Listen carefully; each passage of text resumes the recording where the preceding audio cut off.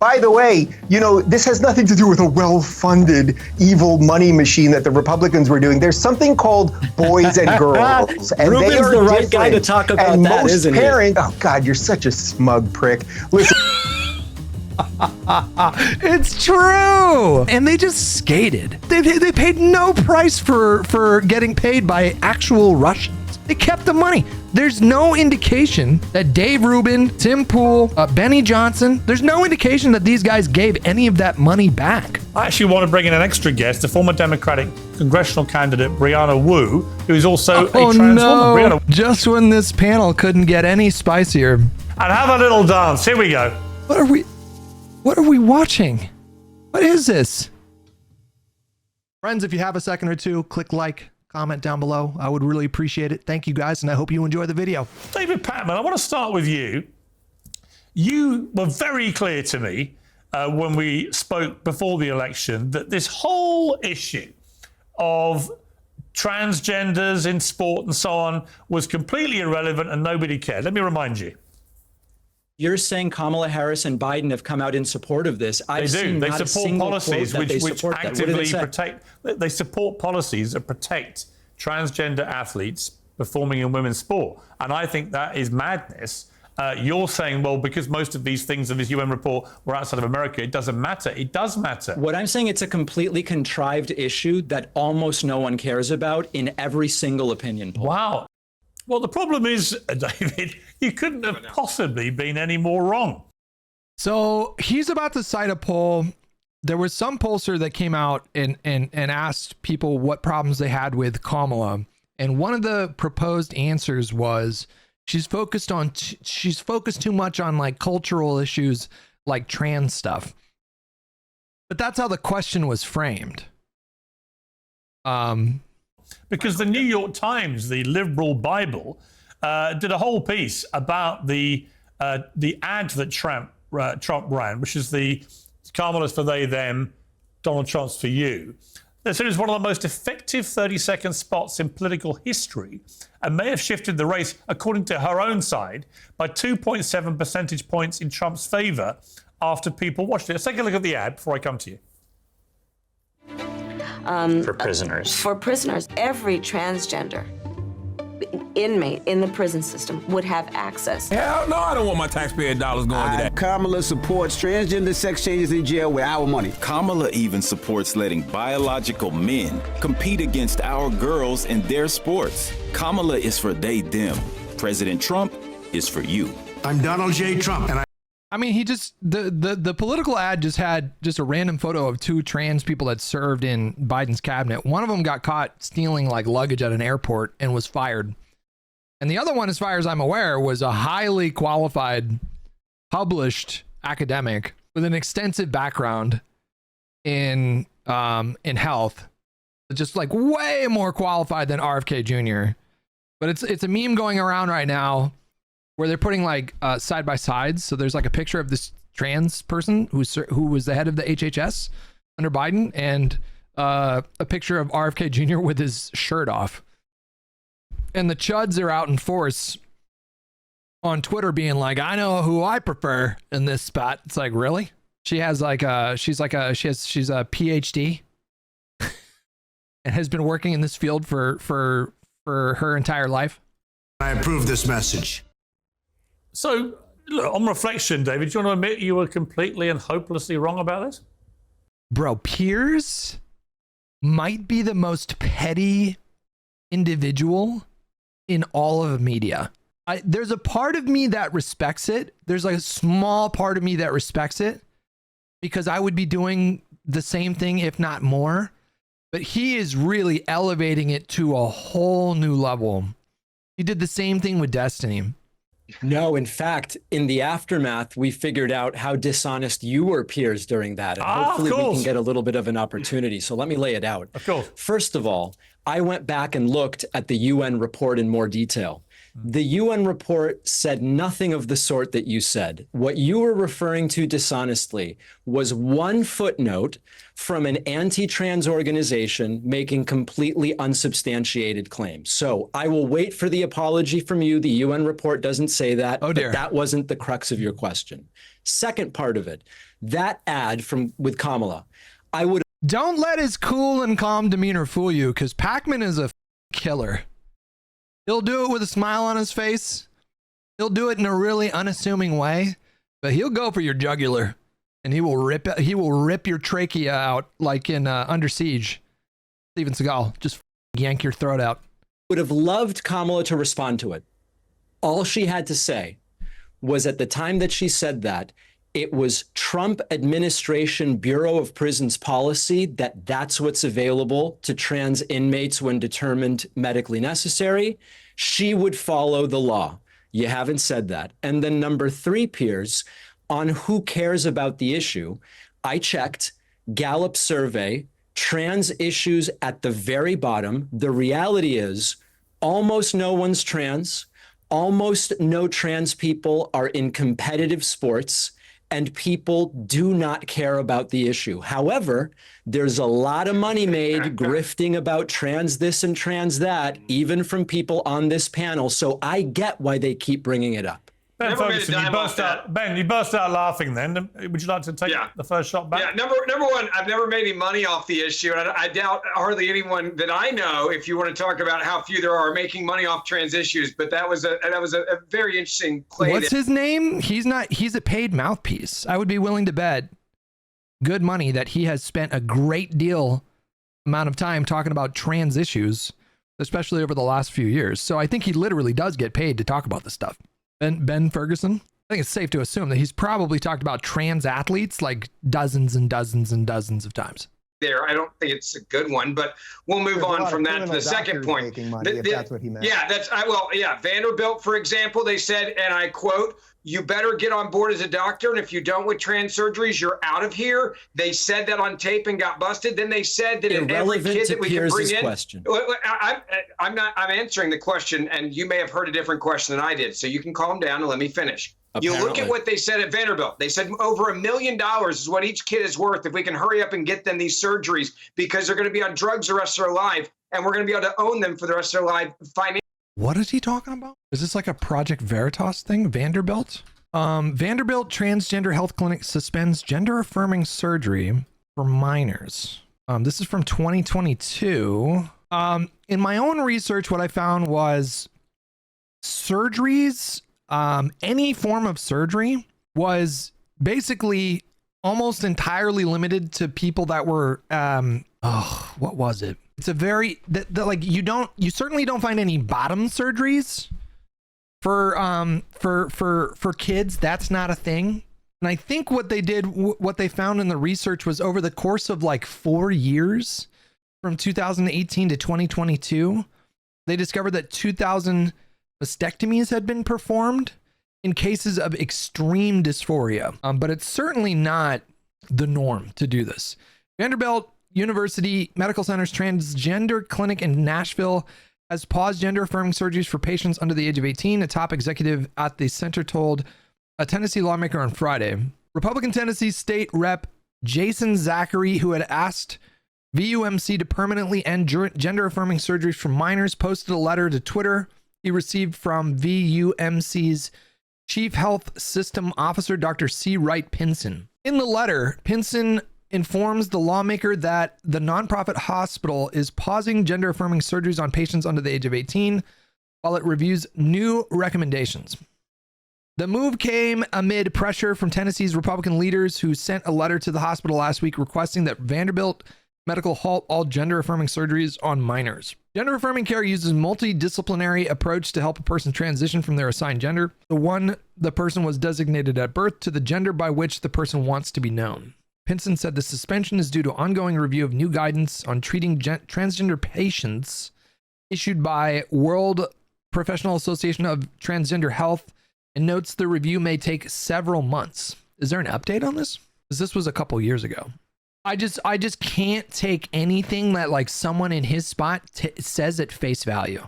I don't know what he's talking about like, oh, we're going to make $1 million every time a kid transitions. There's no reason for me to assume that someone like him is a reliable source of information, because these guys are just like fire hoses of blatant misinformation at every turn. Anyways. financially, and we can make millions off the kids. They said that at Vanderbilt University. Now, back to the bigger point here about the election. The reason why this was an issue in the election is because Democrats made it an issue. They wanted to force little girls to be in locker rooms with grown men. They wanted to force women off the podium and allow men Mark on Robinson, the podium. huh? Riley Gaines is a great example of this. Maybe you should listen, and then you'll understand why you got your ass kicked in the last presidential election and nationwide. Actually, I'm glad you guys. Did they do that in 2020 when Donald Trump got stomped out? Did Republicans in this country have a come to Jesus moment and begin to reflect? Did they interpret Biden's win in 2020 as a vindication of liberalism, of like progressivism? Did they do that? Did they do that 4 years ago? Guys aren't listening because you don't listen to the damn people. And the people said this was an issue. And then you mocked them and you act like it's not an issue when in fact it is an issue. So keep acting like you know what's going on in this country when the reality is this was an important issue to voters. It was an important issue to mothers. It was an important issue to moms that have girls in sports. It was a really important issue to men and dads that have young girls in sport. I just haven't seen any evidence right now, any compelling evidence that trans issues were top of mind for voters. Have you guys seen any evidence of this? Again, I've seen one poll where the question was framed as, do you think Kamala Harris spent too much time focused on cultural issues, like including trans issues? So the way the question was framed was obviously like insanely loaded. That's the only thing I've seen. I haven't seen any poll to indicate that 50%, 40%, 30, even 20 or 10% of voters were really focused on trans issues when they voted this year. And so when you act like you guys weren't trying to do this, they want to pretend like 2024 was about these wedge issues, these stupid culture war issues. And it's just like, it was the economy. It was the goddamn economy. Everybody knows it. Everybody knows it. It was inflation. It was the economy. That's what happened. I mean, we can pick around at the edges and find little things here and there to have conversations about, but holistically, this election was a referendum on the incumbent party who were punished for diminished economic circumstances and starting back in like late 2021, early 2022. And you weren't mandating that men compete with women and men beat women in sports, and you weren't protecting young girls in the locker room. This is what you get. You get the American people and the silent majority that said no more of this radical and extreme position, and they showed up on election day. And if you would have listened to the American people, you would have understood this issue mattered to moms and dads, including liberals and undecideds, and that's why you lost. Yeah, look, I just don't think there's any doubt about this. Let me bring Tyler Cohen in here. You know, well, as much as my Democrat friends want to try and put their head in the sand and pretend this was not an issue, it just all played into. Sam Harris similarly wanted to blame this stuff on like trans issues, and it's just I have yet to see compelling evidence that was a super salient issue this election. The same big issue for the Democrats, which was firmly rejected by the American electorate across the board, by the way. Latinos, blacks, whites, Jewish, Muslim, just about everybody gravitated to Trump in this election in bigger numbers than before. Except white people. She actually improved with white people, ironically. A lot of it was down to the economy. A lot of it was down to the immigration crisis. But a lot of it was also down to what is perceived to be just woke insanity, including this whole trans debate. And you've heard Bill Clinton was warning them about this. Joe Scarborough said afterwards it had been a disaster. You're seeing David Axelrod say they should never have fought on this hill. Lots of senior people now are coming out and saying this was a massive strategic error because you're trying to basically tell people the sky is blue when it's red. Here's the reality is that this wasn't an issue except for the fact that Republicans made it an issue. There was almost $250 million disinformation campaign surrounding the issue of gender reassignment surgeries among trans inmates. This is a position that Kamala Harris has been virtually silent on for over the last 5 years, but they took a cherry-picked a quote from 2019, shoehorned it into the narrative. She said it. Put a ton of money from a very well-funded right-wing media ecosystem behind it, and convinced Americans that, again, an issue that Kamala Harris didn't say a word about in this election cycle is somehow the most important issue in this election cycle. She had so much more money than Trump to spend. So much more money. $1 billion. But the idea that the right had all the money here. It does not change the fact that what the right's money went to was a well-funded disinformation campaign Hang on. You say disinformation. Are you denying she said what we all heard her say? No, but I am denying that it's her position, or that this was her position in the 2024 election cycle. Some comment that she has walked away from 5 years ago, before she was vice president, does not create her position now. But nobody would know that. Nobody would. I can make peace with them doing like victory laps and all this stuff, and like we would be doing the same thing if we were in their spot. But they didn't derive any lesson from 2020. Nothing. Like, they didn't do any reflection after they lost in 2020. They nominated the same guy. They ultimately were vindicated for doing that, but they nominated the same guy. They didn't take Biden's win as like, oh, we got to hit the drawing board and really kind of reevaluate our priorities. Brian, simple question. Simple question for Ben, you. if I could just have 1 second to finish my I know that you want to shoot on it in, but you're going to have to be quiet until I finish my comments. If there wasn't such a well-funded issue, I could do the same thing, bro. I can just talk over you the whole time as well. I'm asking you a genuine question about members of Congress. Name any Republicans that had trans flags in front of their offices, and then tell me how many Democrats had trans flags in the halls of Congress. You cannot tell me this wasn't an issue when there were congressmen and senators. The notion that because somebody acknowledges, they made it an issue. They made it an issue, man. The Democrats made it an issue? Really? We've had trans people existing in society for decades. It became this enormous issue really in the last 8 years. The Republicans in this country made it their pet project. They lost on gay marriage in 2014 because of the Supreme Court decision, and it was their next pet project. It was just another wave of queer hysteria, like queerphobic hysteria that we've seen at several junctions in our history. It's just like a wave. It comes back sometimes. It's nothing new. It's not original. It's just they're directed at trans people now instead of gay people. Do you just want to yell, or do you want to actually have a conversation? Because I know that you love the sound of your voice. But the fact that somebody wants to yell. Ben, my dude, I know you just want to yell. Like, it's great that you have your own show. You can do that into a camera with nobody interrupting you the whole time. The fact that somebody can acknowledge the humanity of trans people is not the same as the issue of gender reassignment surgeries for trans inmates. And if you ask the majority of Americans, because of this very well-funded right-wing disinformation campaign, where again, a $250 million was put behind this thing, that is why the vast majority of Americans thought that she was right. Okay, look, before I come to Dave Rubin, I actually want to bring in an extra guest, the former Democratic congressional candidate Brianna Wu, who is also a trans woman. Oh no. Just when this panel couldn't get any spicier, in comes Brianna Wu. Oh dear. Okay. Well, let's see where this goes. This is the #1 Zionist lover right here. Careful now.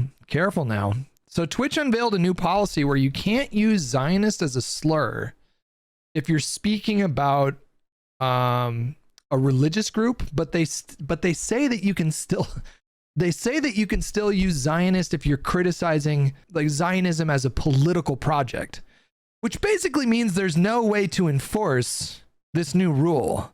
I've never seen like a more useless rule introduced for my entire time on Twitch. There's no way they can enforce it because all somebody has to say is, oh, I meant the political context. And there's nothing, it's not like there's a magical formula that they can devise to differentiate between somebody meaning like Jewish people or, the political project. It's just such a useless rule. It doesn't mean anything. Welcome to Uncensored. I can't think of anyone better qualified, given you're the only trans member of the panel now, to respond to what our two liberal friends are saying. Was Brianna always openly trans? Or is that a relatively new thing? I'll be trans if it'll give me a chance to talk. You've had so many shows. Something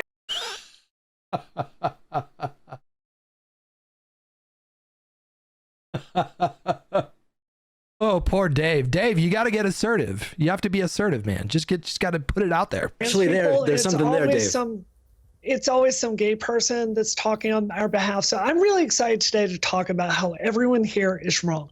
David, I love your show. I consider you a friend. I can't be wrong. You and the Democrats are completely wrong about what trans people need.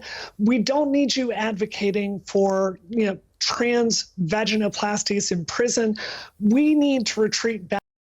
Has David done that? Is this like a mainstream Democratic position? I feel like sometimes the issue I have with Brianna lately is she's shadowboxing, it seems. This is not a normal, like when median Democrats get together and talk about the issues, this is not something that comes up. Pakman is absolutely right that it's an issue only because Republicans have made it this issue with these political ads.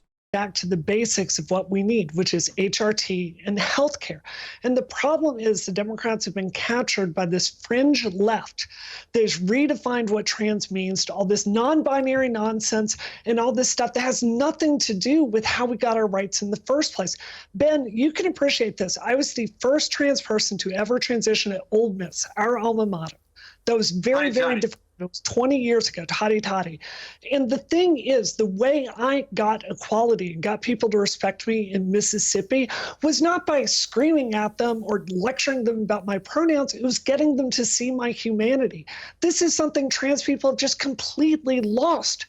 And the problem is the Democratic Party is unwilling to. Dude, I feel like Brianna is just super online, man. No, I mean, I'm not one to judge, I suppose, because I spend a decent amount of time online.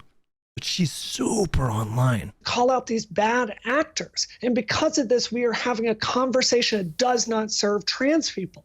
Piers, I am begging you on this show, stop inviting the stupidest leftists on to make the argument for trans civil rights. Let some people actually understand this stuff. And Dave is laughing because you understand integration as a gay man. You know exactly what I'm talking about. You've done the same playbook your whole career. Well, this works. This is how.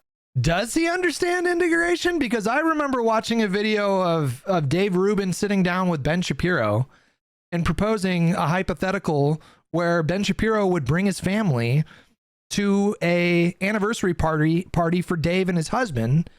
And Ben was like, no, I don't think I would do that. You live a life of sin, and I don't want to encourage that to my children. Like, how has he really successfully integrated within Republican spaces? Because when we look at Gallup trends, the Republican Party right now has dipped below 50% in terms of approval for gay marriage. The first time this has happened, I mean, they went above 50% shortly after the Supreme Court decision. And then it was after all this culture war stuff with libs of TikTok and blah, blah, blah, over the last 5-6 years, where we've seen that trend down. And in fairness to Republicans, it's trended down with independents and Democrats as well.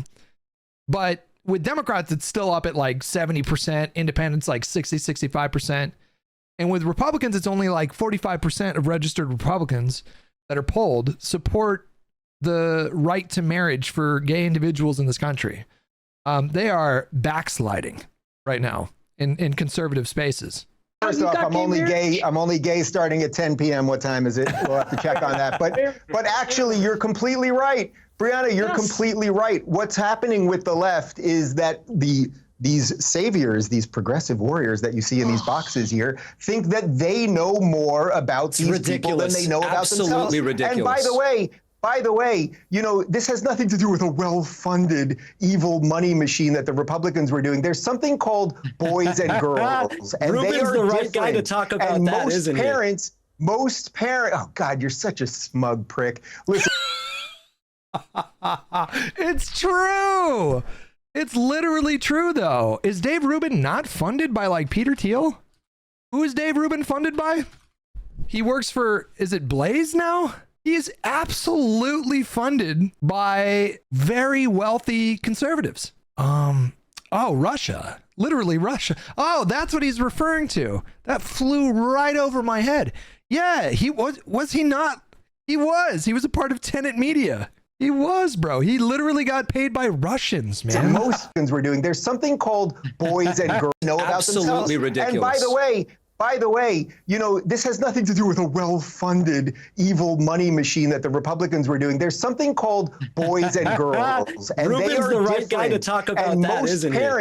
Most parents, oh God, you're such a smug prick. Listen. It's true, though. It's true, man. And they just skated. That's what drives me insane. They just skated. They just got complete. They paid no price for getting paid by actual Russians. They paid none whatsoever. Can you imagine if it came out that the North Koreans were funding David Pakman's YouTube channel? Can you imagine what the backlash would have been like? Can you imagine if Brian Taylor Cohen, if people found out that he was being paid by like Maduro in Venezuela? Sorry, Brian Tyler Cohen. Can you imagine what the backlash would have been? Or like the CCP? Exactly. They got caught. I mean, you can say unbeknownst to them and like, okay, fine, I accept that. But nonetheless, if this happened to a lefty, if like Destiny, if it came out that Destiny was being funded by Iran through various proxies, he would never hear the end of it. He would never hear the end of it. And they kept the money. That's the other thing. They kept the money. There's no indication that Dave Rubin, Tim Pool, Benny Johnson, there's no indication that these guys gave any of that money back. How did they get away with that? How did they just get away with that? Really? You kept the money? You don't want to like donate it to a charity or something like that? Okay. Listen, most parents actually want to defend their daughters and don't want them to have the crap kicked out of them by boys, and they don't want them to be playing boys in soccer or any of these other things. That is a defense of girls. If someone, as an adult, 18, 20. Ooh, this feels like a bit of a cuckoldry moment here, because Dave Rubin is referring to trans girls as boys, and she's sitting here like, yeah, that's right.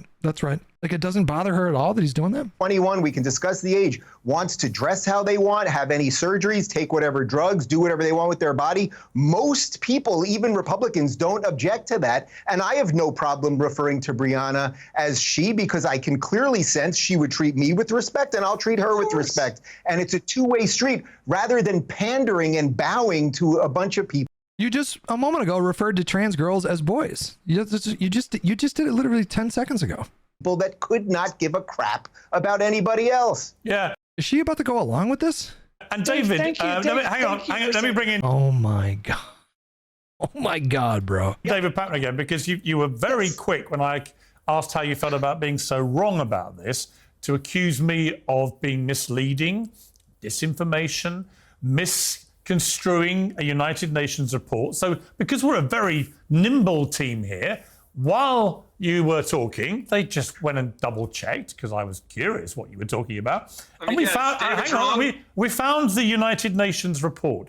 And it's not a footnote, as you said, it's page 5 of the report. It says, and I quote, the United Nations says nearly 900 biological females have fallen short of the podium because they were beaten out by trans athletes. The findings were compiled by the UN's Rapporteur on Violence Against Women, entitled Violence Against Women and Girls in Sport. The report said more than 600 athletes didn't medal in more than 400 competitions in 29 different sports, totaling over 890 medals. The replacement of the female sports category with a mixed sex category has resulted in an increasing number of female athletes losing opportunities, including medals, when competing against males, the report said. So, David, again, would you like to now apologize for being not only wrong about this being an election issue, but being wrong about your correction when I asked you if you were sorry for being wrong? Look at the underlying source, Piers. I have it printed out it was in the other room. It wasn't a Look footnote. at the underlying source. It's page now, 5. I do want to say one thing about this.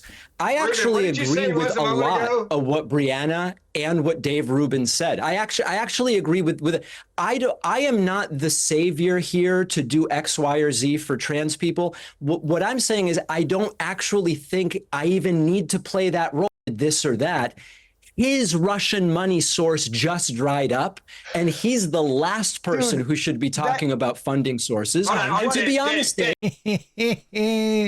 they really, truly, like, we need to be ruthless. Dude, I love this. If you are a liberal appearing on a panel with any of the tenant media people, like, there's no excuse for you to not bring it up. Like, there's no reason we should let them live this down. Like, every single appearance, it should come up. It's perfectly justified. Dave, hold on a second. Hold on. Now Ben's jumping. Everybody's jumping. Hold on a second. I can't even hear. Why would Ben jump in? I'm not even addressing Ben. Hang on. That Brian and I. You made a very direct charge against Dave Rubin. Let Dave Rubin reply to that. Because no one believes your BS anymore. Jesus. What BS? You got paid by a Russian proxy. You got paid directly. Well, I guess it would be indirectly. You were paid by Russians who were interested in, like, obfuscating and fomenting discord in the American, like, cultural zeitgeist. You got paid good money to do that every month. It's in the indictment. Anybody can read the indictment. Jesus Christ, these people are so pathetic. They've been indicted, Rubin. The tenant media people were indicted. I got indicted. I was not indicted. And it said in the report, if you weren't a smug prick, to quote him earlier, I didn't say Rubin was indicted. I just said the money dried up. Dave Rubin and the others involved did not know about it. And this is why people think you're kind of a jackass. Yes, this is why everyone hates progressives. Words in my mouth. This is the reason why you read.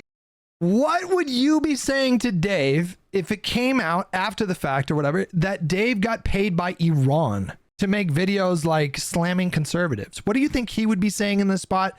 What do you think he would be saying in the spot? And quite honestly, what do you think she would be saying in this spot? Read the report. And by the way, Pakman, if this happened to you, and in the Ben's report it said you were unaware, if it said that you were unaware, I would defend you because I don't think you indict people for things. I'm defending Dave. Says in the indictment, in the indictment, that they had no knowledge of the money where it was coming Let Dave stick up for himself, Ben. Jesus Christ. From. So don't be a I'm jackass. defending Dave on that note, but the money dried up. Pakman, you're being a tool, man. You are no real Pakman, which I'm quite good at. You know, there's a reason. What are you doing, Brianna? Let the man cook. Why would you try to stop this from happening? There's a reason that everyone hates progressives, and the reason that everyone hates progressives, it's not just that they're wrong about all of the issues and they will lie and listen, like, this loss was really difficult. It was devastating. Let's just not mince any words here. I told you guys for months, if Kamala loses, it'll be more devastating than when Hillary lost, and that is correct. It was more devastating. So let's not downplay that. I'm not sidestepping that. It was a devastating loss. But let's examine what actually happened here, okay? What the Republicans are treating as this ultimate vindication of their entire theory of culture and government.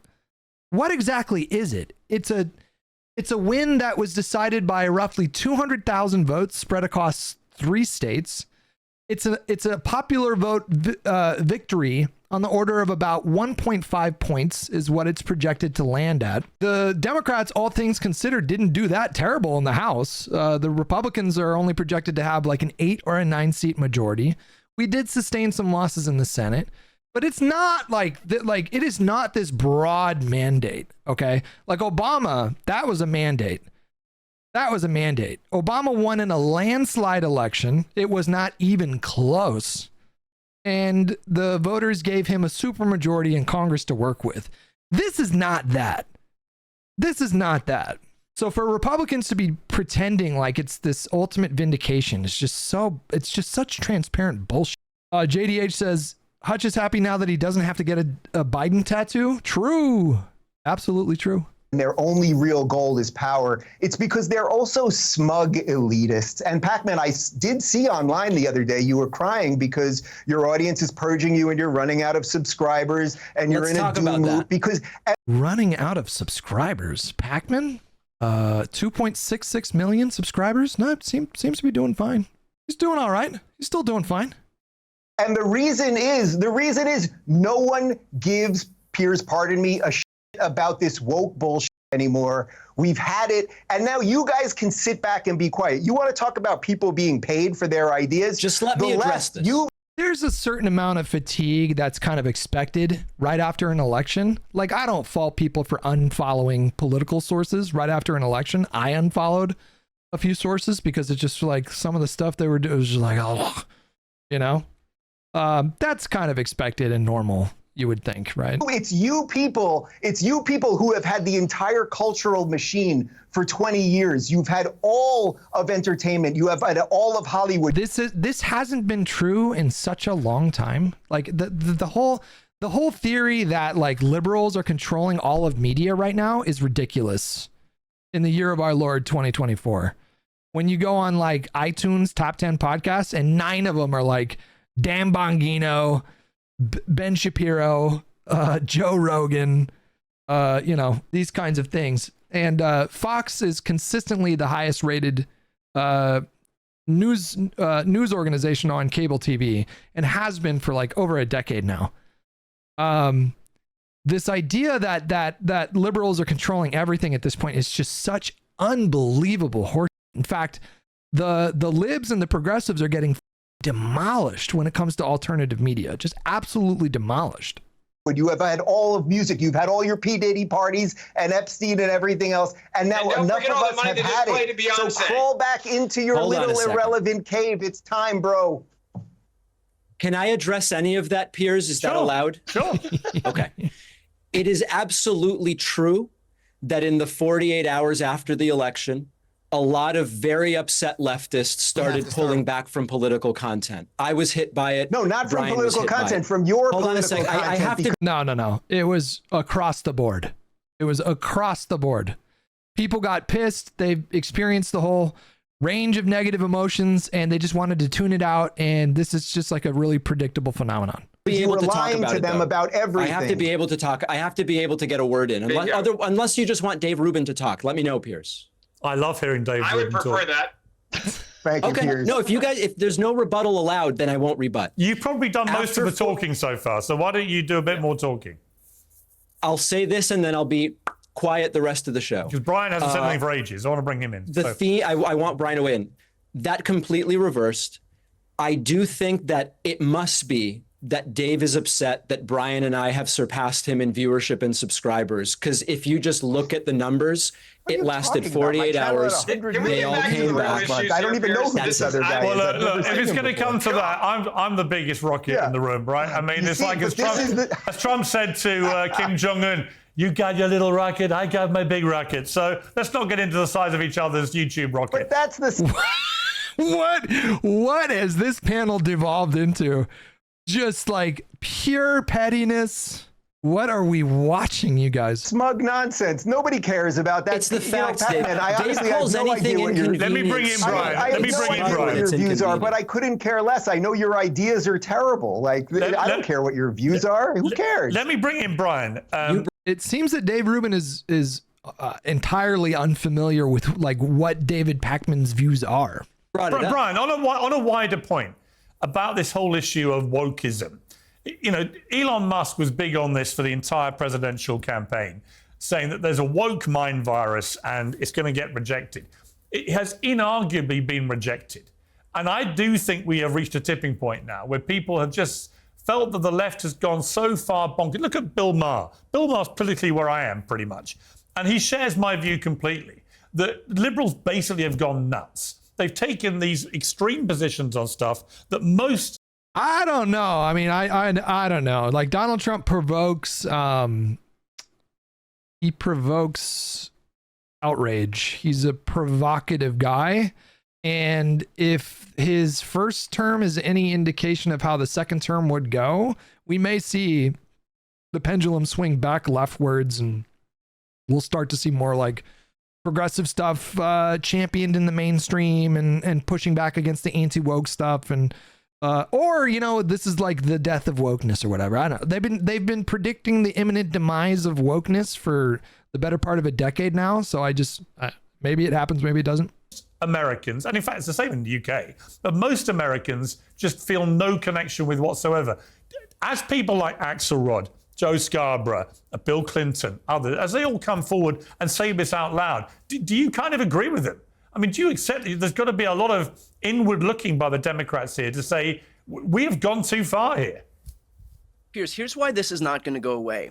It's because it's not that Republicans are descending into some woke pit of the depths of hell. It is that everybody else will accept Republican framing on wokeism. And so, I think I'm a pretty good indicator of where the mainstream of the Democratic Party is. Do you know how many times I've spoken about trans issues on my shows because they were the #1 issue of the day? Literally never. But if you watch Fox News, if you watch all of the ads that happen in this election cycle, you would think that it was all Democrats could think of from the second they woke up in the morning until the second they went to bed. I have no idea how to quantify it, but if I had to estimate, I'm going to say 98% of the discourse around trans issues comes from right-wing or anti-woke circles. 98%. How many creators do we have out here that are talking about trans people like with any degree of regularity? It's just not something, like, certain things come up and they're relevant, and like, I certainly think that trans people are vulnerable, and so there needs to be some advocacy there, right? But as far as the volume of like where the discourse is originating from, it's like 98% like Bill Maher and Piers Morgan types, and then, you know, right-wing spaces. At night, it was, how can we get more people surgeries, gender reassignment surgeries? Let's get just trans sports. Like, leftists also talk about trans stuff. That's true. I'm sure it's pretty common in leftist spaces, but I'm talking about like median Democrat spaces. The whole thing. It is not what Democrats are talking about, but it's what Republicans exploit in terms of convincing. I don't agree. Hang on. Don't all shout, please. It is so difficult. Hang on that one point. It is so difficult to finish. Brian, on that one point, all I would say is this: both Kamala Harris and Joe Biden have signed up to trans athletes being allowed to compete in women's sport. So it's not a right-wing propaganda campaign to try and tell people that's what's happening. It is official government policy. Did Kamala Harris say a word? Did Kamala Harris say a word about trans people in this election cycle? She has definitely spoken about it this year. Yes. This year, while she was running to be the president of the United States, which seems like an important distinction in terms of what we're talking about here. She mentioned the issue of trans. Actually, I think she did at the town hall. You're right. You're right. She did. Yeah. She talked about it in CNN during the town hall. Like, here's the problem. What did she say? Problem with what you're saying is, it's Democrats that advocated and mandate that women have to compete with men in sports. There was no Republican doing that, and you say like it didn't exist now. You say that it's not happening where they're actually doing transitional surgeries to very young children. It's not Republicans that are doing that. Republicans are passing laws to protect kids under 18 from body mutilation. You say that it's the NCAA that's not allowing athletes. There are no very young children that are getting transgender surgeries. That is not a thing. When you say very young children, do you not mean prepubescent? Is that not what you mean in that spot? Like, what is prepubescent gender affirming surgery even look like? Like, on its face, it doesn't make any sense. Or the Olympic Committee in boxing at the Olympics. What is the American government has nothing to do with the Olympic Committee? Nothing. We all watched it, men beating the hell out of women. And then you say it's not an issue of the left. If it's not the left that's doing this, then who is it? Because it sure as hell isn't the right. Yeah. And this is why I go back to the point. You lose I believe trans athletes have been competing at the Olympic level since the 70s or the 80s. It's only recently become a salient issue because of the inordinate amount of attention it gets in right-wing spaces and especially on alternative media. Elections, when you lie to the American people to their face and you say, and the athlete in the Olympics was a woman. That was not, the whole thing was like they assumed she was a trans woman for the first day, and then it came out that she was a woman, and they just like doubled down, and they made it about like they were transvestigating her, and you know, all of a sudden people became experts in intersex conditions, and we're having these conversations about gametes and chromosomes, and you know, that whole thing was like so insane. But again, like the Olympic decision for how they run their competitions has nothing to do with the United States government, has nothing to do with liberal politics in America, nothing. Hey, we're not doing this when everybody sees you're doing it. Well, let me again. Okay, let me. The whole, her name, I forgot her name, Iman Khalif. That whole thing reminded me of when The Last of Us 2 got leaked. I don't want to get into spoilers because season 2 is coming out and not everybody's played the game, but there's a character in The Last of Us 2 named Abby, and she's ripped. And there were some stuff that got spoiled. There were some scenes that leaked on the internet, like 4 months before the game came out, five months before the game came out.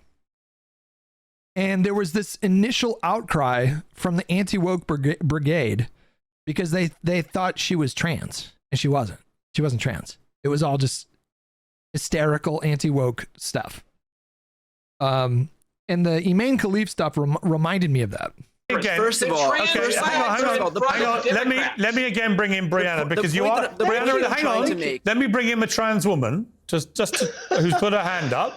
I know this is my whole problem with all of this, Piers, is look, respectfully, the liberal shows here, you're right. You don't talk about trans issues. You don't invite people like me on. We don't have a say in our own party. And what has happened? This fringe progressive nutjob part of our party has hijacked my movement as well as we've hijacked so many other movements. Look at black people. Do you think black people want their local police department burned down and like defund the police? Of course they don't. Do you think most women want to shout their abortions? Of course they don't. Trans people are just the latest victim. And the problem is the left, like respectfully, trans people don't have a voice on the left. She is appointing herself as the self-designated spokesperson for trans people. And I'm not even sure what her overarching point is, to be honest with you. You're listening to this non-binary, communist, Hamas-supporting fringe, and they're the ones talking. What are we even talking about now? She went from trans stuff to BLM to communists and Hamas, and what are we? What is the stream of consciousness here? Kamala and saying like, look, unless you stand with like vaginoplasty in prison, you're a transphobe. So of course the entire party is going along with that. The problem is that I just think that she's just wrong, bro. Like these are not conversations that are happening in the mainstream. Like this is not stuff that is being discussed, but like in any meaningful way in 2024. That's not what Democrats are talking about. And it gives Ben and his ilk this ammunition. So they're the only ones talking to America about these issues. You heard him say a bunch of stuff here that's just not true. Okay. And we have to deal with this. What did I say is not true? Hold on. I From one old misread to another. What did I say that was not true? Because there's nothing that I just said there. The woman that was in boxing, we're not sure yet. I personally believe she's intersex, but that is a different issue than calling her. Well, actually, that's not right. No. There was two boxers. Brianna, hang on. Please, if I'm wrong, let me know. The latest report. So, the DNA test came from the Russians, it was. Okay, it's been a while since the story broke, but my understanding, tell me if I'm wrong, was that originally it was a Russian sports body that was responsible for doing qualifying matches for Olympics, women Olympics boxing, and there was so much corruption in this Russian organization that they got kicked out, and they were no longer allowed to run these tournaments. And they claimed that they did a DNA test of Iman Khalif and discovered that she had male chromosomes or something like that. But the source itself was just so far from being considered a credible source. So for example, I believe Imane Khalif was disqualified literally like when this Russian organization was doing these qualifying matches. I believe she was disqualified. She had made it all the way to the championship round, and she had beat some Russian women Russian boxers. And like 2 or 3 hours before her championship match, they decided to disqualify her. Like the whole thing was so sketchy, was so unbelievably. There's no proof that any kind of like DNA test was done. The latest report is that, hang on, I can answer that. The latest report that came out of France, an investigation that came out of France last week, is that Imane Khalif, who won the gold medal, who fought an opponent who quit after 40 seconds because she'd never been hit that hard, that Imane Khalif has the male chromosomes, and that's why she was banned. That's new. I didn't hear about this. French authorities, Imane Khalif. Imane Khalif, the boxer who won Olympic gold amid a gender eligibility row, is taking legal action over media reports in France allegedly detailing her leaked medical records. The IOC has said the boxer took gold in the women's welterweight competition at this summer's games in Paris amid huge controversy after the International Boxing Association said the Algerian had been disqualified from last year's World Championships for failing gender eligibility criteria. Khalif's first opponent in Paris, Italian fighter Angela Carini, signals she could not continue with their bout 46 seconds in, saying she never felt a punch like this. Khalif filed a legal complaint with the French authorities over the online abuse and harassment she was subjected to during the games. And the IOC said on Wednesday she has now taken action over new reports which emerged in France earlier this week. It also said she was saddened by the abuse Khalif had received since her appearance in Paris. We understand that Imane Khalif has taken legal action against individuals who commented on her situation during the Olympic Games Paris 2024 and also preparing a lawsuit in response to the latest reporting. An IOC spokesperson said the IOC will not comment while legal action is ongoing or on media reports about unverified documents whose origin cannot be confirmed. Okay. And from the World Championships, along with one other fighter. And there's been no actual proof that she doesn't have male chromosomes. So for all intents and purposes, well, there's been no like credible proof so far that she's intersex. Like there's more. I mean, we're talking about like the Steele dossier. We're talking about like the P tapes. There's P tapes. There's there's tapes of, you know, hookers peeing on a bed that Donald Trump was sleeping in or something like that. I'm afraid it looks like she is a biological male, albeit not a full biological male. In other words, my understanding from that investigation is that she has male sexual reproductive organs, but not completely. It's a dude. What are we? I have no idea where Piers is getting this information. I've never seen anybody present any kind of evidence that Imane Khalif has a penis or gonads or whatever. Like, what is he talking about? Did he just say that? He's not a full biological male. In other words, my understanding from that investigation is that she has male sexual reproductive organs, but not completely. It's a dude. But what it does... Like, all of this is just speculation and conjecture right now. Exactly but what it does do, it gives her the advantage of male biology, which means that she won the gold medal. The funniest thing about this whole thing that blew up, when was this, like 7 months ago or whatever? The funniest thing about it is that it forced Republicans to take the position that men can get pregnant. It like boxed them in. They boxed themselves in, like pushing the whole intersex thing. That they had to take the position that men can get pregnant, otherwise their whole theory about her like collapse like a house of cards. I want to segue out of this, Brianna. I don't support trans women in women's sports. Just to be clear, we didn't transition. Piers, can I try something real? Most of us are under socialized computer. You know what? Here's the thing. Then start with that instead of saying I lied when I didn't. If I'm a liberal, Brianna, and I've spent the last 4 years trying to tell my liberal mates, get off this bullshit about trans athletes destroying women's sport. It may be this election result should serve as the reminder to people, get off this thing.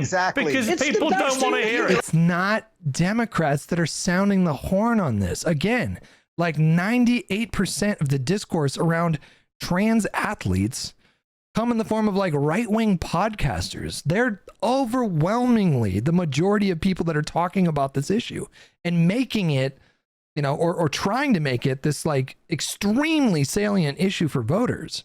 Realize, the only time that I've heard this issue. Let me give Brian the final word on this, Brian. Yes.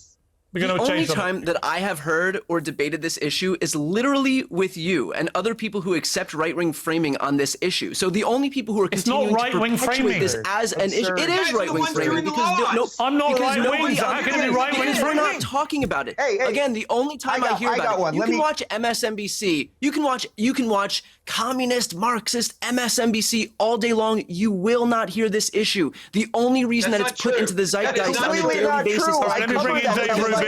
Dave Rubin. Every day on my show. Dave they Rubin. talk about this stuff. Listen, how about let's try it this way with a simple yes or no answer. Let's try a simple yes or no question to Pakman and the guy in the hoodie. Right there. Let's try it. Let's try it this. Is he about to ask him, what is a woman? Is that where this is going?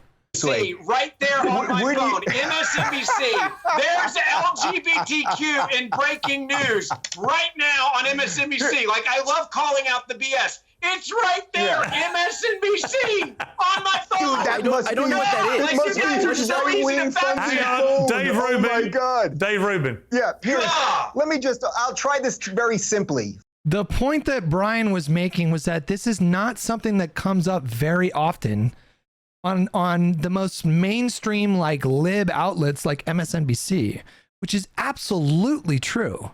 This is not something that they cover in great detail every day or even close to that.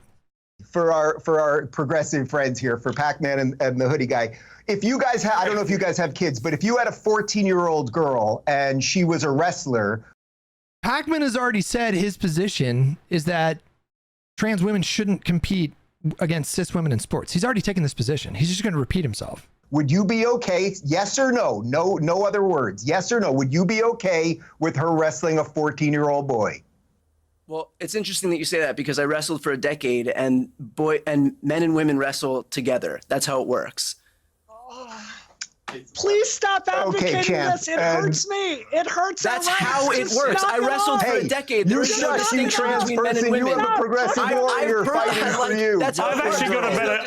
Why is she freaking out? Wait, is this true? Is this true? Is this normal in wrestling that women and that girls and boys wrestle against each other? Is it true? It is? Why is she freaking out then? Why the f is she freaking out? I have a better question. So if you I have a better question. I have a better question, Brian. Frankly, I thought Miss Pakman. I have a better question. Yes, I had to wrestle girls. Excuse me. Yes, I had to wrestle girls in high school. This is actually blowing my mind. I had no idea. This is just commonplace in grade school and high school wrestling that girls and boys wrestle against each other. I have a better question. Maybe he knows. If Floyd Mayweather says, I'm now identifying as a woman and wants to fight against a female...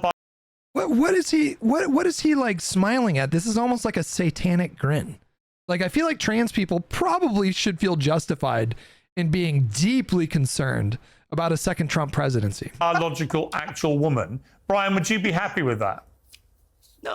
I mean, this isn't even relevant to the point, though. The article isn't about like trans sports. It's a trans opinion writer writing an op-ed about potential rollback of rights for trans people in the country. Oh no, of course not. So you agree? It would. Yes, but we're having two different. Piers, we're having two different conversations. I'm saying that the reason the vast majority of Americans, think that this was the #1 issue in this election cycle is because a well-funded right-wing media ecosystem continues to thrust it. Bro, this guy is the worst.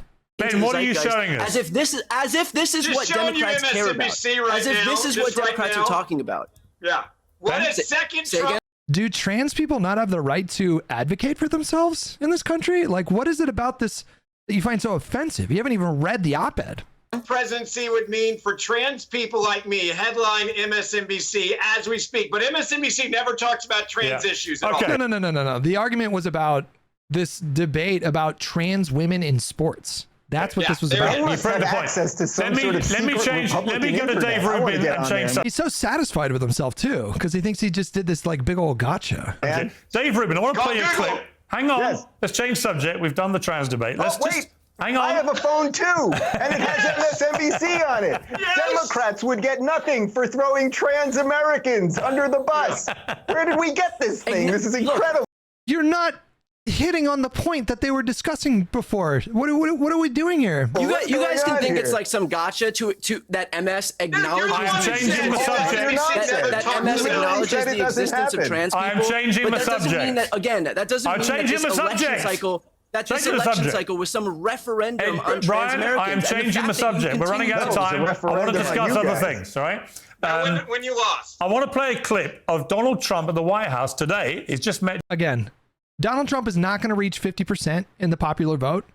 And all things said and done, at the end of the day, he's going to finish with about a 1.5% lead in the popular vote, which is significant. It's the first time a Republican has won the popular vote since 2004, if memory serves me correct. But it's not this mandate that they're pretending it is. Joe Biden, and this is what happened. Politics is tough, and it's, many cases, not a very nice world, but it is a nice world today, and I appreciate it very much. A transition that's so smooth, it'll be as smooth as it can get, and I very much appreciate that, Joe. You're welcome. I mean, listen, this is a class act right here.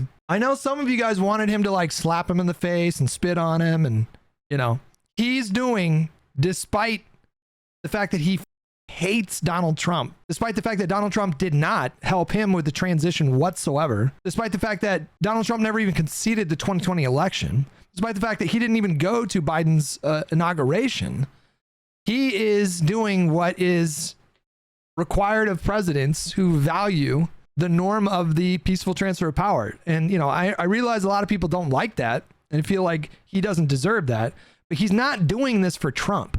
He's doing it for the American people. That's what this is about. Now, Dave, I've got to say, kudos to Joe Biden for doing that. Would it not have been better for America if Donald Trump had done that himself 4 years ago? Serious question. Yeah, I think you can make that argument. But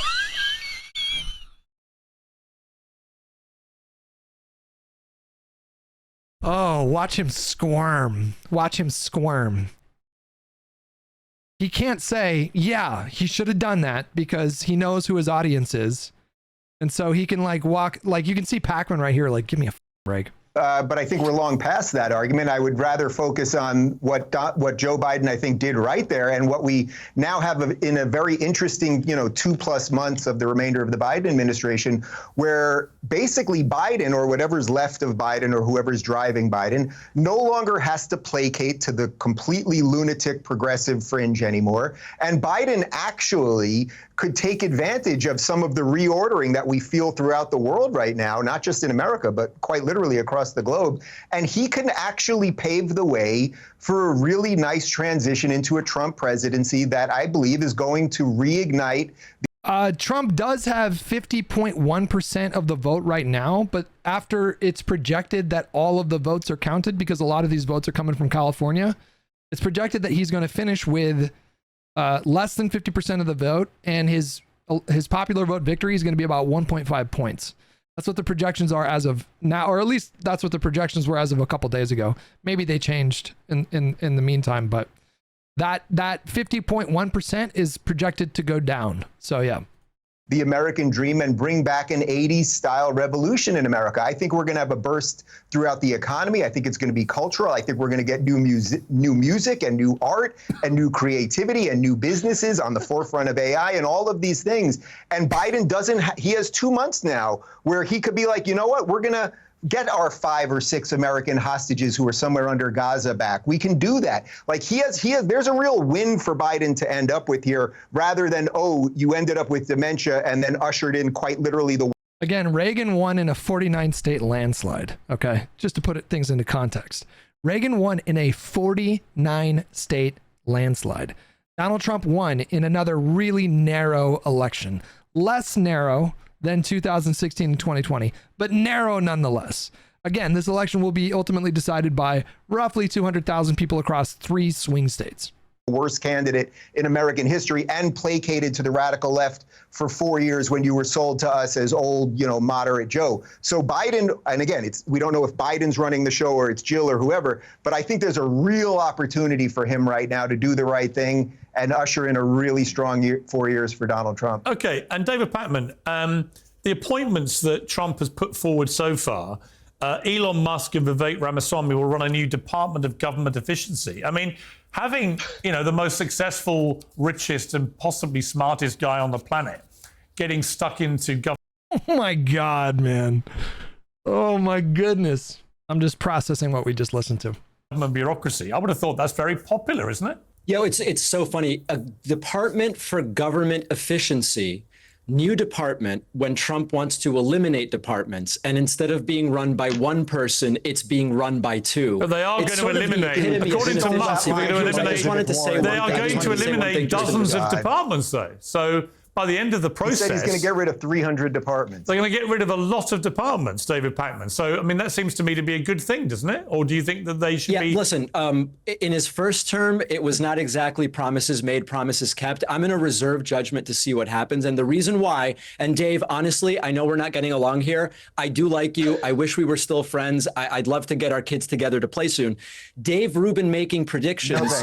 Is crazy because his predictions always go wrong. Red wave for Republicans in 2018 didn't happen. 30% black vote for Trump in 2020 didn't happen. Republicans get 54 Senate seats in 2022. I've got a list of 30 Rubin predictions. They're always wrong. So I'm going to wait and see. I'm going to wait and see. Why you're looking for new friends, Pakman. He has no good response to this, so he just goes like, "Oh, you're a prick. You're so smug. You're a prick." It's true. Dave Rubin does these predictions constantly. You can find YouTube compilations of Dave Rubin's predictions that have just been comically wrong in the last 8 or so years. Yeah, I missed that, I think Dave. Piers can attest to this. Being in the business we're in, you're going to get election predictions wrong. I have no problem admitting that. I get election predictions wrong all the time. But when it comes to getting the ideas right, I think I've had a pretty damn good track record on that. And again, you're just because I keep talking about these high-level ideas. Illustrating why nobody likes progressives. Your smug, holier-than-thou attitude, it's just disgusting to most people. You think you're the savior for people that want nothing to do with you. And frankly, for all the David Pakman subscribers that want to watch a show that actually is informative and funny and interesting and, dare I say, irreverent, I would tune into the Rubin Report. Well, they're probably all watching Uncensored at the moment. I don't think that's going to be a compelling pitch for most of Pakman's subscribers. I could be wrong. Let me bring in Brian. I mean, Brian, sure. I thought it was very interesting, this meeting between Trump and Biden. They obviously can't stand each other. They've abused each other all year. But Biden did show him the respect of bringing him to the White House and shaking hands, and they talked about a smooth transition and stuff. I mean, that is good, isn't it? After the mayhem we saw 4 years ago, I mean, I like to see that. What I would hope is that Trump, in his inauguration speech, hits a much more unifying tone than he did in 2016. We'll see. We'll see about that. 2016. Right. I mean, I guess his inauguration speech in 2016 was about American carnage. And for this election cycle, he was running that he was going to be our retribution. So I wouldn't bank on him doing a unifying speech. 8 years into new tone for Trump. It's never going to happen. He is not that person. Biden afforded him every ounce of respect that he couldn't be bothered to show, and that he couldn't be bothered to show Joe Biden or any Democrat over the last 4 years, while he lied about some big lie, and all of these right-wing mouthpieces perpetuated this lie with zero evidence, and then they all just claimed that because Donald Trump was too small to admit that he lost, they all claimed that there must be some fraud, which magically disappeared as soon as 2024 rolled around. All right, so there was mass cheating. How come we're not talking about mail-in ballots, right? How come we're not talking about how come we're not having a conversation about the reliability of mail-in ballots in 2024? Did the issue just fix itself? That the Democrats figured out how to do when they didn't control government, but then when Democrats do control government, we just forgot to cheat this time around? The fact is that there is no... He's about to say it was too big to rig. ...acknowledgement from the right that for the last 4 years, these Republican officials, that are listening to Donald Trump, these Republican mouthpieces like the ones on this panel, all lied because it served their political interests, but now they won't acknowledge that he was lying once it doesn't serve their political interests anymore. All right, Ben, you've got your hand up. Yeah, let's go back to the question you asked. Is it good for America to see these two men shaking hands and talking? Yes. I actually think it's probably because Joe Biden experienced what Donald Trump experienced for 4 years, and that was people coming after you, trying to undermine you, and having a coup on you. And when the big five of the Democratic Party excommunicated Joe Biden and said, we're going to force you out, I think he was probably the happiest man in America the night that Kamala Harris lost, because it was revenge for them kicking him out. So I think there is a different Joe Biden sitting with a different Donald Trump. I think Donald Trump is different now than he was. Nope. I think Joe Biden loathes Donald Trump. I think Joe Biden's probably super pissed that Trump won. And he's still putting all that aside because he genuinely gives a fuck about the peaceful transfer of power. He wasn't just talking that shit during the election when he was saying that you can't just love democracy or you can't just love your country when you win. This is him walking the walk. This is him putting those feelings to the side and playing the part for the sake of the country. That's exactly what's going on here. Was in 2006. He's doing what Donald Trump could not do. He's doing what Donald Trump, his ego and his pride would not allow him to do. 16. And I think these two men have experienced this level of persecution against them. And there probably is genuinely more respect now for the two of them than there has ever been in the last 8 years. Hang on, Brian. I've got a question for Ben. Heard such.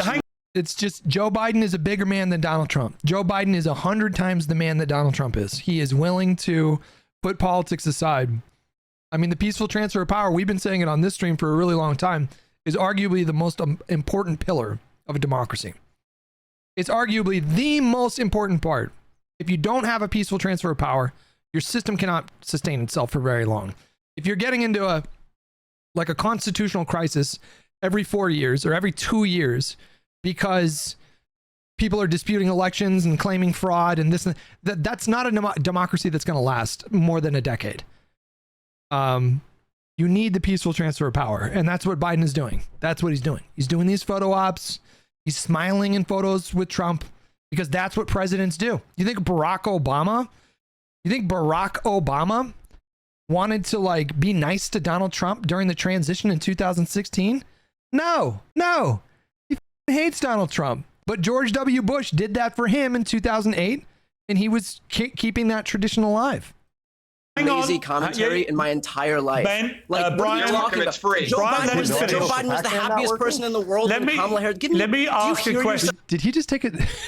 Rubin is so pissed at Pakman. He just took another jab at Pakman when this conversation has nothing to do with Pakman. Did you hear that? Oh, my dude, I've heard such lazy commentary in my entire life. Ben, Brian, what are you talking about? Joe Biden was the happiest person in the world. He's so salty. He is so salty. Pakman got under his skin so bad. Let me ask you a question. My dude, excuse me. I run this panel at the moment. Ben, a question for you, Ben, because I put this forward on X and got a lot of blowback from MAGA Republicans. But I said, if Trump really wanted to set a different tone for the second administration, what about pardoning Hunter Biden? Not because I think he's innocent of the crimes, but because it would go a long way. I wouldn't count on it. Perhaps to showing the left that Trump is a different person, that he is prepared to forgive and move on. What do you think of that? I think it's a terrible idea. I think you have to be held accountable for your actions. And I think the abuse of power by Hunter Biden, by Joe Biden's brother, and by the Biden crime family, and the money they were receiving from Ukraine and from Russia and from China is egregious. Now, let me also say, I think the olive branch is, hey, I'm not going to weaponize the government to come after you. I'm going to let you go off into the sunset, but I'm not going to. Bro, he nominated Matt Gaetz to be AG. If you don't think he's going to immediately try to weaponize the DOJ to go after political opponents, you are insane.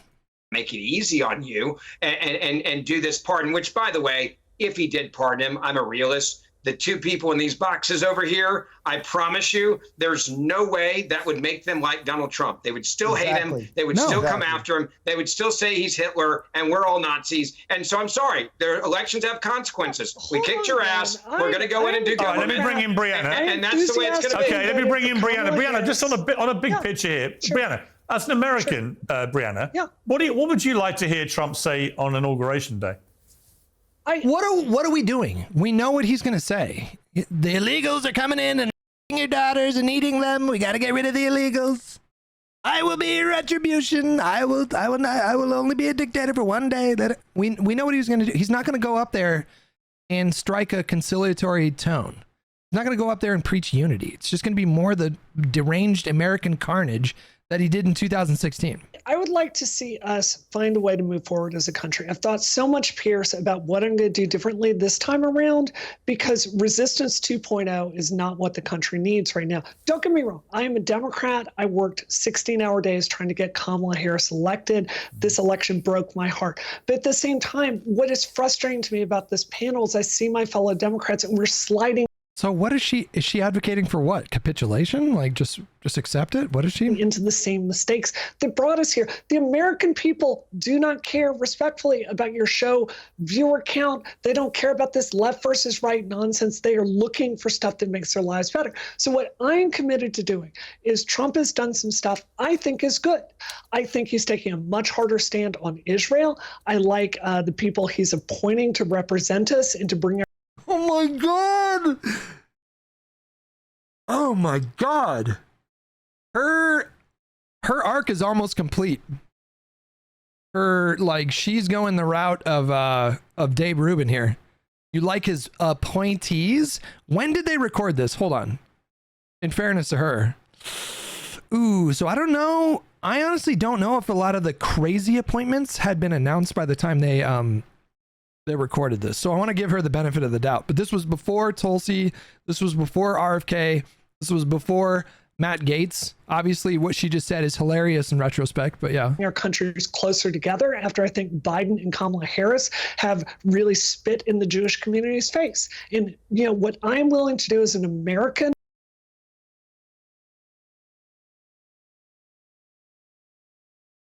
How? What is she talking about? What the f is she talking about? Is that true? If that was true, then like, how do you explain Jewish people voting for Democrats at the same rate that they have been for like decades? It was like 65% of Jewish people voted for Kamala.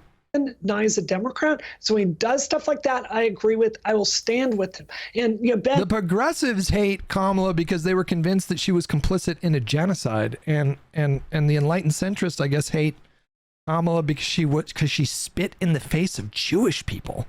What? Her husband is Jewish.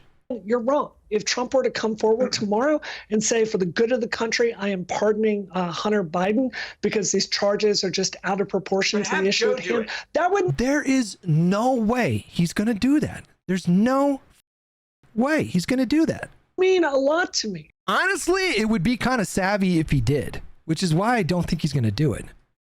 Honestly, if he did that, I think that would be kind of savvy. But what I need for y'all to do is to give some of that goodwill back. We are not going to move forward as a country if everyone on this panel cannot stop hating each other at some point. To let someone get away with abusing their power. That's not goodwill. Pick something else. So when you abuse the power you're given. That Trump should be sentenced? Well, I actually personally, I think Joe Biden, before he goes out of office, I think he should pardon Trump for the ridiculous Stormy Daniels case. I honestly do. Wait, can I ask a question here? You can't pardon the Stormy Daniels case. That was a state level conviction. Piers, can I ask a question here? He literally, like, does Piers need to crack open a constitution? Like, he has no authority to do state level pardons. Yes. Ben, do you think that Donald Trump should go through with his sentencing then, because everybody should be held accountable for their crimes? I don't know. I think the whole thing was a farce. I think the It was whole. worse. Do you think that And the whole then Stormy he's not Daniels gonna hold case- up in the upper I courts. think Joe It was Biden crap. should pardon him and end the whole thing now. Do you think that Donald Trump should be allowed to be continued being prosecuted for in the Washington D.C. case, or the classified documents case, or the Georgia RICO prosecution, since everybody has to No, be held because I accountable think for their it's crimes? very clear that it says you cannot go after a sitting president, and I think we all know That's it's not what law I asked there. And you. every That's time not it's what I moved- asked you. I just You said- answered the that's not what question. I I asked just you. said no. The first thing came out of my mouth was the word no, and then I explained why. You need to So listen. you said I everybody should no. be held accountable for their crimes, but not Trump. The American people just held Donald Trump accountable, and they said they thought it was crap, and they reelected him. That's not how the justice system works. We don't decide whether or not somebody gets convicted of multiple felonies by holding elections. How it works. I'm asking you. I'm asking you. Yes, it is. You It's said exactly you how it said that works. everybody. I mean, let's just be clear. Those cases are dead. Like the DC case, gone. Florida documents case, gone. Georgia RICO case, really doubt that's going to survive the second Trump presidency. That's why, and that is exactly why they have said we're going to wind it all down. That's Okay, exactly why all right, Smith listen, has said, I'm Dave leaving. Rubin has to leave in a couple of minutes. Dave, you talked about predictions for elections. It would be remiss of me not to point out that about 9 days before the election, I said this on Fox News. Look, my gut feeling, and I had this in 2016. Dude, Piers is like so, what's the word I'm looking for? Self-aggrandizing. Man, he wastes no opportunity to do like 10,000 victory laps for these election predictions. And when I was saying it and writing it in 2016, people were laughing at me. But I kept saying, I'm getting a feeling that the Trump train is steaming to victory. I get that feeling again now. I've been in LA, I've been in New York. I'm getting a lot of people who did not vote Trump last time, but who are prepared this time, even if they don't like him, they're prepared to vote for him this time to stop Kamala Harris becoming president. I'm going on my gut, and I'm feeling he could actually end up winning quite big. You know, the moral of that story, Dave Rubin, is always trust a British gut, is the moral of that story. Yeah, well, the moral of the story, I think, for the progressives is stop being so authoritarian and hysterical and better than everybody, because what you've done is you've massive projection here. Massive projection here. Taken all of the good liberals of America, of which there are many, and most of them are now Republicans, or at least voting for Republicans. And I would like to say to Brianna, who I've enjoyed watching. I mean, there's no data to support this. We saw like marginal movements in this election. This is not like a historical realignment. Bit of her evolution. It may become like, if it cements this way, or if the trends continue, then they can talk about a realignment or whatever. But this was a marginal victory. Here is that what I think you're going to find over the next year or two is that consistently you are going to have some differences with people on the right, but they are going to welcome you. They are going to treat you with respect. They're going to agree to disagree. Dave, I promise you, like 75% of the conservatives online think that you're an abomination who trafficked a child when you adopted your baby. That's what's going on, Dave. Look at your replies, Dave. Look at your replies. When you posted the picture of you and your husband adopting your son, what did those replies look like? And you're going to have rich conversations and find an awful lot of agreement where you thought there would only be scorched earth. And on the other side of it, you're going to find exactly what you have found over the course of this panel. And I think very quickly that will change your party affiliation. But maybe I'm wrong, because I do get some predictions wrong. We'll see. Well, thank you, Dave Rubin. Thank you. Sorry, who was that? Just say, yeah, Brianna, last word to you. Last word to Brianna. I hear what you're saying, Dave, and respectfully, trans rights are under attack like I've never seen in my entire life. And I transitioned over 20 years ago. So I will not be moving to the other side like you, but I'm always open for conversation. We got trans rights by policies right down the middle, and it's what this fringe left has completely thrown us under the bus on. So yeah, and you know what, Brianna? I think it's such an important point. I absolutely and have always wanted fairness and equality for all trans people of the same kind that I enjoy, but not to the point where it starts to erode women's rights. Exactly. And that's the crucial debate that has to be properly had. Pierce, and that's the one Democrats have failed this whole thing, Pierce. Hutch, didn't Caitlyn Jenner tweet out support of Trump, and the MAGA fans jumped all over her, calling her names and stuff? They think she's an abomination. Yeah. They think she's an affront to God. This whole thing changed 10 years ago. If I was writing a book... My favorite Caitlyn Jenner thing is like, there was one day where she tweeted out opposition to trans women competing in women's sports, and then the very same day she competed in a women's golf tournament. That's my favorite piece of Caitlyn Jenner lore. On the history of trans rights and when it went wrong, it was on your show. 10 years ago, Janet Mock on CNN, you held an interview with her. We were not talking about trans stuff back then. Everyone in the community was thrilled about it. What did she do? She went on your program. She lectured you. She was beyond rude. She told you she was not interested in your opinion on anything. She just shut you down. It was this. Well, worse than that, she said that I was very respectful to her. I gave her the platform of CNN Primetime Worldwide, and then because I said that she was born a boy and then transitioned to be a trans woman. She said that was transphobic and tried to basically destroy me. And right there was the start of this nonsense. Obviously, I wasn't being transphobic. Actually, I was being completely biologically, scientifically accurate. She was born a biological boy, and she transitioned and became a trans woman. And I have full respect for her for doing that. But don't then go after people who actually are allies. That's the irony. But this is, Piers, this is the problem. You know, I'm saying this to you respectfully, but I've seen your evolution over the last 10 years. And did he just claim credit for like the trans culture war thing? Bro, he is like, I had no idea the depths of his narcissism. Like, it goes so deep. I understand why you have less patience from my side than you did 10 years ago. I get it. I deal with these freaks every day.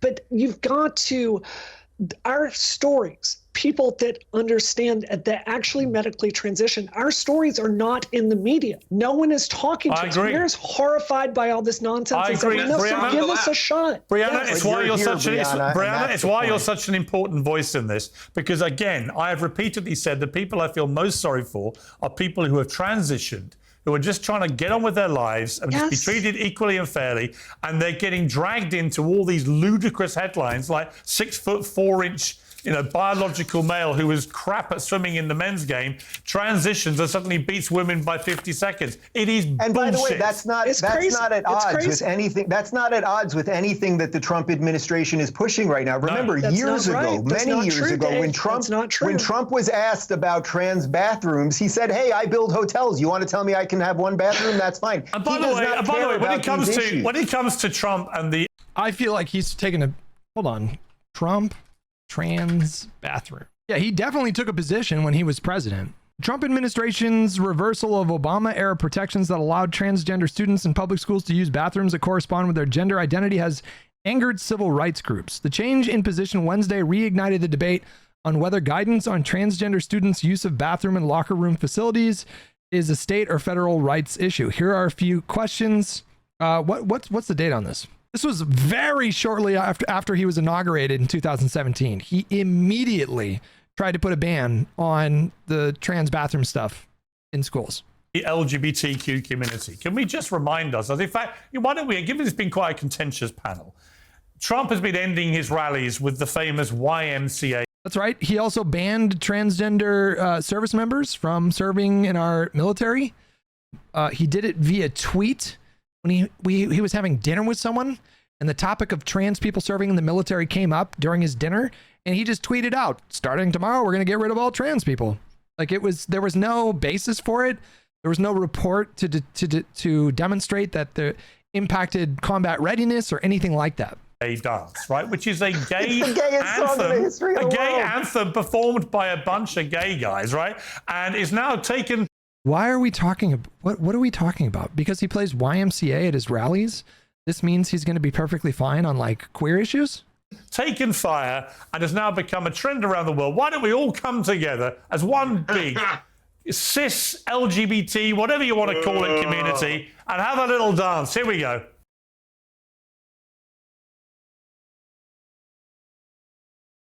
What are we?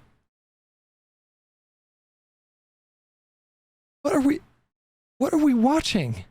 What is this?